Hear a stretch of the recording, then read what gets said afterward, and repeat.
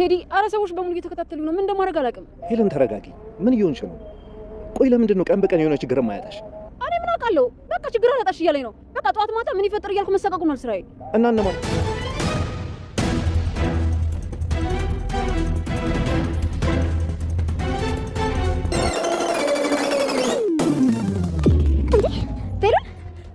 እዚህ ቆይ እንዴት መጣ እንደምታይ በግሬ ተራመርኩ ነው የመጣሁት እዚህ ምን ታደርጊያለሽ ተረጋጋ ቢሉል ስለ ስራ እያወራን አንተን የጠየቀኝ በዛ ላይ ስለ ስራ መታወሩት መንገድ ላይ ተገናኝታችሁ ተደባብቃችሁ ነው ይሄ እኮ የትልቅ ሰው ስራ አይደል እናንተ ላይ መተናችሁ ቆይ ማን ነህ ቢሉል የሌለ ነገር እያወራ ችግር አትፍጠርሽ አረተው ችግር ፈጠርኩ እንዴ የኔ ነገር ሁሉ ጊዜ እኮ ችግር መፍጠር ነው ግን ዛሬ ችግር መፍጠር በደንብ አልታወቀኝም ስላልታወቀህ ምን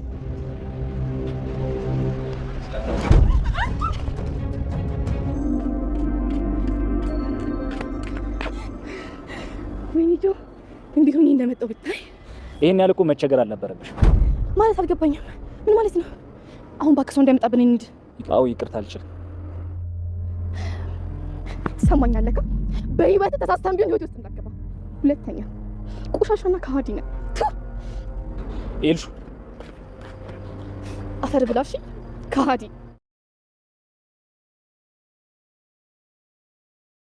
ቴዲ ለመሲ ውዱን ስጦታ የእናቱን ማስታወሻ ሰጣት። ወይዘሮ ሄለን አገር ቤት ድረስ ሄዳ ስትሰበስባቸው የነበሩት ህፃናቶች ወላጆቻቸው ልጆቻቸውን ፍለጋ ከተማ ድረስ መጥተዋል። ይህም ነገር አስጨንቋታል። ወይዘሮ ሄለን ቴዲን ላገኝ አጣብቂ ችግር ውስጥ ነው ያለሁት ብለው በተቀጣጠሩበት ቦታ ስትሄድ ቤሉል ከኋላ ድረስ ተከትሏት ስለነበረ እጅ ተፍንጅ ይዟት ቴዲን ደብድቦት ተመልሷል። ኤልሹ ከቤት ድረስ የወጣችለት ጆ እንደዚህ በጭራሽ ሊሆን አይችልም ወደ ቤተሰብሽ ተመለሽ ብሎ አዋርዶ መልሷታል። ኤልሹም ከዚህ በኋላ አይኔን አታየውም ብላ ተነስታ ሄዳለች። ሰላም ሰላም ውድና የተወደዳችሁ ውድ ቤተሰቦች እንደምን አላችሁ? በያላችሁበት የዓለም ዳርቻ ሰላማችሁ በዘት ተረፍ ይበል እያልን በአዲስ መተናል። በቅንነት ላይክ፣ ሼር፣ ሰብስክራይብ እያደረጋችሁ ቤተሰብ አድርጉን።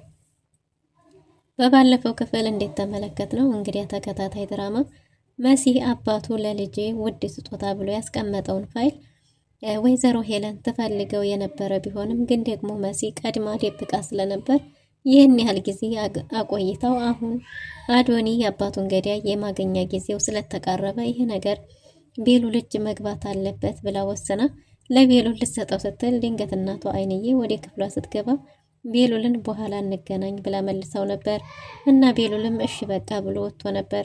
በዚሁ መሃል ኤልሹን ጆ መቶ አስወጥቷት ስለነበረ ከቤት መሲ ከቤት አትወጪም እሷ ወጣለሁ ሲታገሉ መሲን ገፍትራ ጥላት ነበር። መሲ ራሷን በሳተችበት ጊዜ ድንገት መኩ መጥቶ ስለነበር እባክህ ወንድሜ መልሳት ብላ ልካው ነበር።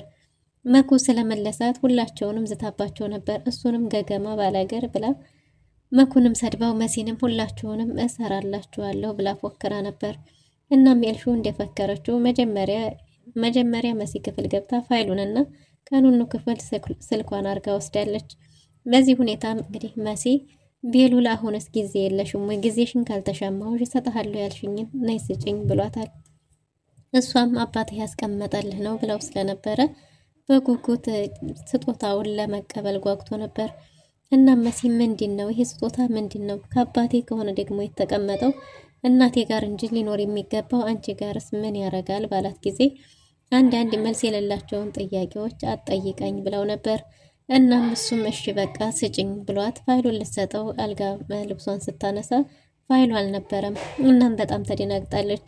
ቤሉል ጉድ ሁኛለሁ፣ ተዋርጃለሁ፣ ይህ ፋይል በምንም ምክንያት ሄለን እጅ መግባት የለበትም እያለች በጣም ተጨናንቃለች። እባክሽ በቃልሽም ቢሆን ንገሪኝ፣ ይህ ፋይል አንቺ ጋር ከሆነ ሚስጥሩን ታውቂያለሽ ማለት ነው ምንድን ነው ብሏት ነበር።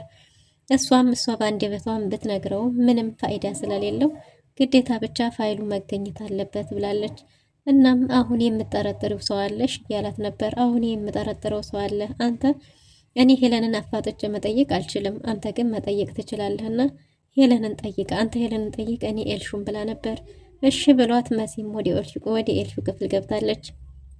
ኤልሹ ክፍሏ ተደብቃ ብጠራትም እየሰማቻት አልነበረም። ኤልሹ አንቺ ኤልሹ የወሰድሽው ፋይል ቀላል ነገር አይደለም፣ ከባድ ነው፣ ስለዚህ አምጪው እያለቻት ነበር። ኤልሹ ዝም ካለቻት ከረጅም ጥሪ በኋላ የምን ፋይል ነው? ምንም አቅልሽ ነገር አለ? ደግሞ እኔ የተጣላሁት ከእናቴ ጋር እንጂ ከአንቺ ከእናንተ ጋር አይደለም። እናቴን ደግሞ ይቅርታም ብዬም ሆነ ምንም ብዬ እታረቃታለሁ። ነገር ግን እናንተ አንቺ እንዴት በዚህ ልክ ዝቅ አርገሽ ታይኛለሽ? በዚህ ልክ እንድታወርጅኝና ዝቅ አርገሽ እንድጠሪኝ አልፈልግም ስታስጠይ እያለች ጭራሽ ያንቆሸሻቻት ነበር። የወሰድሽው ፋይል ቀላል ነገር አይደለም፣ በጣም አስፈላጊ ነው፣ እባክሽ መልሽ እያለቻት ነበር። እሷም ስለ ፋይል ምንም የምታውቀው ነገር እንደሌለ ነግራታለች። ኤልሹ እኔ በምንም መንገድ በማገኝበት አገኘዋለሁ፣ ግን ደግሞ ብትመልሽ ይሻልሻል ብላት ነበር። ኤልሹም በምንም መንገድ የምትፈልጊውን ነገር ፈልጊ፣ እኔ ምንም የማቅልሽ ነገር የለም፣ ስለ አንቺ ፋይል እኔ ምን አቅልሻለሁ፣ አንቺ ክፍል እኔ ምን አረጋለሁ ብላ ክዳታለች። መሲም ተናዳ እሺ እኔ በማገኘው አገኘዋለሁ፣ ግን ስርዓትሽን ያዢ ብላ ጥላት ወጥታለች። ወይዘሮ ሄለን ከውጭ ስትሮጥ መጥታለች። መኩና ቤሉል አንድ ላይ ቁጭ ብለዋል። መኩ ቤሉልን እባክህ ይቅርታ ቤሉል፣ ለመሲ ስለ ስራው አፋጣ ስትይዘኝ ነግሬያታለሁ ብሎታል። ለመሲ ብቻ ከሆነ ችግር የለውም፣ ለሌላ ግን ለማንም ሰው እንዳትናገር፣ ለምን እንደሆነ ደግሞ ሌላ ጊዜ እነግርሃለሁ፣ ሌላ ሰው ማንም ሰው ማወቅ የለበትም፣ መሲ ችግር የለውም ሲለው፣ መኩም መሲ ለማንም ሰው እንደማትናገር እርግጠኛ ነኝ፣ እሷም ደግሞ አፋጣ ስትይዘኝ ነው እባክህ ይቅር በለኝ ብሎት ነበር። አይ ምንም ችግር የለውም ለመሲ ምንም ችግር የለውም፣ ግን ስራውስ እንዴት ነው ባለው ጊዜ ጥሩ እየሰራ እንደሆነ ነግሮታል። እናም እንግዲህ በዚህ ሁኔታ ላይ ሳለች ወይዘሮ ሄለን ስትሮጥ መሀላቸው ገብታለች። ስትንቀጠቀጥ ይታይ ነበር። ሰውነቷ ይንቀጠቀጣል። ፈርታ ነበር። እዚህ ቤት ማንም ሰው እኔም ብሎ ከመጣ አናቃትም አላየናትም በሉ ብላቸዋለች። እንዴ እነማን ናቸው የሚመጡት? ለምንስ ነው የምንዋሸው ብሎ ነበር ቤሉል። ግን ደግሞ እሷ እኔ ብቻ በሉ ያልኳችሁን ነገር በሉ፣ ሌላ ምንም አይመለከታችሁም ተብለዋል። እሺ ብለው ወይዘሮ ሄለን ወደ ክፍሏ እየሮጠች በሄደች ጊዜ ቤሉልም ተከታትሏት ሄዶ ነበር። ቤሉል ተከታትሏት በሄደ ጊዜ እንግዲህ ስልክ ለቴዲ ደውላ ስታወራ ነበር። ቴዲ ሰዎቹ እዚህ ከተማ ድረስ መጥተው እየተከታተሉኝ ነው፣ በጣም ትልቅ ችግር ተፈጥሯል ብላ ለቴዲ ስታወራው ቤሉል በር ላይ ተለጥፎ ሰምቷል። እንዲህ ምንድነው እነዚህ ሰዎች እነማን ናቸው? የሚከታተሏትስ እነማን ናቸው? እያለ ነበር። እና እሷም ምን አሁን በዝርዝር ማውራት አልችልም፣ አሁን ስወጣ እንገናኛለን ብላ ስትቀጥረው ሰምቶ ስለነበረ ቤሉል ሳታየው ከኋላ መከተል ጀምሯል። ወይዘሮ ሄለን መኩን እንግዲህ በትዕዛዜ ግዴታ አገር ለቃ ትሄዳለህ ብለዋለች። እሱም እኔ እዚህ የምኖረው እናቴን ፈልጌ እንጂ እናቴን ብዬ እንጂ ሌላ ምንም መጠጊያ ጥቻ አይደለም፣ ስለዚህ የትም አልሄድም ብሏታል። እሷም ደግሞ ፍቃድህን አልጠየቅኩም ግዴታ ትሄዳለህ ብለዋለች። እሱም እትዬ ይቅርታ የትም አልሄድም ብሏል። ትዕዛዝ እንደሆነም ነግረዋለች። በዚህ ሁኔታ እንግዲህ ወይዘሮ ሄለን ከቤት ወጥታ ስትሄድ ቤሉል እየተከታተላት ነበር። እሷ ስትሄድ ቤሉል ሲከተላት በስተመጨረሻም የሆነ ቦታ ላይ ቆማለች። በሌላ በኩል ኑኑና ኤልሹ ኑኑ የማስጠናት ስራውን ጀምራለች። ቤሉል ፈልጎ ያገኘላትን የማስጠናት ስራውን ጀምራ ከስራ ተመልሳ ስትመጣ ቴዲ መንገድ ላይ ጠብቆ አስቆሟታል። ቴዲም ሰላም ቢላትም ሰላም ነኝ እኔ ብላለች። እና ባክሽ ታቂኛለሽ እንዴ ለምንድን ነው ፊት የምነሽኝ ቢላትም እሷም መስሏት እንጂ እንደማታውቀው ነግረዋለች። ግን ደግሞ ከቤተሰቤና ከኔ ምን ፈልገህ ነው? ከእህቴና ከኔ ምንድነው የፈለከው? ከመንገዴ ላይ ዘወር በልልኝ ብለው ነበር። እና እሱም እባክሽ በአጋጣሚ ነው እንጂ ምንም ፈልጌ አይደለም፣ ግን ደግሞ አንድ መልእክት ለመሲ አድርሽልኝ ብሏታል። መሲስ ቤት ውስጥ ምን ተፈጥሮ ነው ፊት የነሳችኝ ባላት ጊዜ ይሄ ጥያቄ መልስ ያለው መሲ ጋር እንጂ እኔ ጋር አይደለም፣ ግን ደግሞ አንተ ለምንድን ነው ቤተሰቡን የምትከታተለን እያለችው ነበር። እሱም ይቅርታ እኔ በአጋጣሚ ነው እንጂ ተከታተይሽ አይደለም፣ ግን ደግሞ አንድ ነገር አድርሽልኝ፣ ይህም መልእክት አድርሽልኝ። ስለዚህ ስጦታ ትርጉም ራሷ መሲ ታውቃለች፣ ግን ደግሞ ጊዜ ካለሽ አንድ ሰዓት ስጭኝ ብሎሻል በይልኝ ብሎ ኑኑ ልኳታል። ኑኑም እሺ በቃ ለአንዴ ነው የምቸገርልህ ብላ መልእክቱን ይዛ ወደ ቤት መጣለች። ወደ ቤት በመጣች ጊዜ መጀመሪያ እህቷ ክፍል ነበር የገባችው። መሲ ጋር በገባች ጊዜ ለመሲ ስራ እንደጀመረች ነግራታለች። ግን ወይዘሮ ሄለን አቃ ነው እስከዚህ ድረስ የቆየሽው ብትላትም የሚያስቆያት ስላልመሰላትና እንዳልነገረቻት ነግራታለች። እናሷም ደግሞ ወይዘሮ ሄለን ካወቀች የሚሳካ ይመስልሻል እያለቻት ነበር። እሷም የሚያስቆየኝ ስላልመሰለኝ ነው፣ መንገድ ላይ ቴዲን አግኝቼው ነበር መልእክት ልኮኛል ብላት ስጦታውን ሰጥታታለች። ለምን ተቀበልሽ ስትላት እንዴ መንገድ ላይ ከፊት ለፊቴ ቆሞ እኮ ነው፣ በዛ ላይ ደግሞ ይሄንን ትርጉሙን እሷ ታውቃለች፣ ስጫት ብሎኝ ነው ስትላት ተቀብላት እምቢ አትይውም ነበር ወይ እያለቻት ነበር። እናም ደግሞ ጊዜ ካለሽ 1 ሰዓት ስጪ ብሎሻል ብላ መልእክቱን አድርሳለች። እና በቃ ወደ ክፍሌ ልሄድ ብላ ኑኑ ወደ ክፍላ ሄዳለች። መሲ የተላከላት ስጦታ ግራ አጋብቷታል። ቴዲ ያንን ጌጥ ሲሰጣት ይህን ጌጥ ለማገባት ሚስቴ ለምትሆነው ሴት ነው የምሰጠው፣ ይሄ ውድ እናቴ ማስታወሻ ነው ብሏት ነበር። እናም ቴዲ ለማገባት ሴት ነው ይህን ስጦታ የምሰጠው ብሎ አልነበረም እንዴ እያለች ማብሰልሰል ጀምራለች። እናም ቢያንስ ለ1 ሰዓት ላገኘው እንዴ ልሄድ እንዴ የሚል ሀሳብ እየተመላለሰባት ነው። እና በስተመጨረሻም ሄዳ ልታገኘው ወስናለች። ወይዘሮ ሄለን ከኋላ እየተከተላት የነበረው ቤሉል ከቴዲ ጋር ቆማ እያወሩ ሳለ አላስችል ብሎታል። እናም ቴዲን የመጣችው መሲ በፊት እዛ ያገኘቻት ልጆችን ስታገናኛት የነበረችዋ ልጅ እንደመጣች አብረዋትም ብዙ ሰዎች እንዳሉ ተናግራለች። የሚከታተላትም ሰው ብዙ እንደሆነና አሁን ላይ ህይወቷ በሙሉ ስጋት እንደሆነባት አንዱን ስትለው አንዱ ስህተት እንደበዛበት ተናግራለች። እናም ቴዲን የሆነ ነገር አድርግ እያለች እያወሩ ሳለ ድንገት ቤሉል አላስችለው ብሎ ከኋላቸው ሄዶ ቆሟል። ቴዲ ከፊት ለፊት እያየው ስለነበረ መናገሩን አቁሟል። የቴዲ ዝም ብሎ መፍጠጥ ወይዘሮ ሄለንን አጠራጥሯት ስለነበረ እንዲህ ምንድነው እያለች ወደ ኋላና ወደፊት ለመዞር የፈራች ትመስላለች። በመጨረሻም ወደ ኋላዋ ስትዞር ከኋላዋ የነበረው ቤሉል ነበር። ቤሉልም ለካ አባቴ ፍቅር አውሮት እንጂ አንቺ ትክክለኛ ሴት አልነበርሽም እና አሁን ትናንትና አባቴ ሞቶ አንቺ ከዚህ ሰው ጋር ምን ታረጊያለሽ? እዚህ አካባቢስ ምን ታረጋላችሁ? ባለ ጊዜ እንዲያሰብከው አይደለም ለስራ ተገናኝተን ነው ብሏል ቴዲ። ቴዲ ለስራ ተገናኝተን ነው ሲል እዚህ ቦታ ላይ ለስራ ምን ታረጋላችሁ ታዲያስ? ባለ ጊዜ ሄለን ይህ አካባቢው ስለሚያምር ነው ብላለች። ይህ አካባቢው ቢያምር እኮ ለጥንዶችና ለወጣቶች እንጂ ለእናንተ አይደለም ብሏታል። ቤሉል እንዲህ አልጠበቅኩሽም ነበር፣ በጣም ታሳፍሪያለሽ ባለጌ ሰው ነሽ እና ቤት እናወራለን፣ እዚህ ክብሬን አንቺ ጋር ዝቅ ማድረግ አልፈልግም ብሏል። እንዴት ታናግራታለህ? እናትህ እኮ ናት ባለ ጊዜ ቴዲ አንተን አላናገርኩህም፣ አንተስ ምን እያረክ ነው? ትናንትና ባሏ መሞቱን ረስተኸው ነው እያለው ነበር።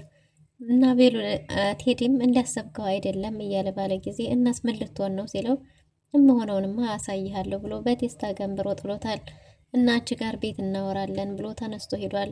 ቴዲን እንደምንም ካነሳችሁ በኋላ እዚህ ግርግር አልፈጥርም ብዬ ነው እንጂ ከዚህ በኋላ እንዲህ አይነት ነገር የሚፈጠር ከሆነ አልለቀውም እያለ እየፎከረ ነው። በሌላ በኩል መሲ ከቤት ወጣ መጠበቅ ጀምራለች። ኑኑ ከተማ ከሰው ጋር መዳለባቸው ለበጎ እንደሆነ ተናግራለች። ወይዘሮ አይንዬ ኑኑን የት ነበርሽ? የት ቆይተሽ ነው እያለቻት ነበር። እሷም መረዝ ሆነኝ እያለች ነው። እናም እንግዲህ ትምህርትሽን አቋርጠሽ ቀረሽ አይደል ልጄ? በሰው ቤት መቼም ይከብዳል ብዬ ነው እያለች ነው። መኩም ለምንድን ነው ትምህርቷ የሚቀረው? በቀጣይ ትማራለች ብሏል። እኔማ በሰው ቤት ይከብዳል ብዬ ባለች ጊዜ ሰው ቤት እድሜ ልካችን እንኖራለን እንዴ እያለ ነው መኩ። አዎ ሰው ቤት አንኖርም ትንሽ ጊዜ ነው ብላለች ኑኑ።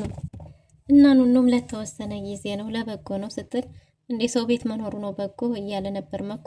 አዎ ለበጎ ነው፣ እኔም በጣም ብዙ ነገሮችን ተምሬበታለሁ። ሁሉ የሳመ ሁሉ መልካም ሰውና የሚወድ ይመስለኝ ነበር፣ ግን እንደዛ አይደለም። በዛ ላይ ደግሞ አንተም የተረጋጋ ሆነሃል።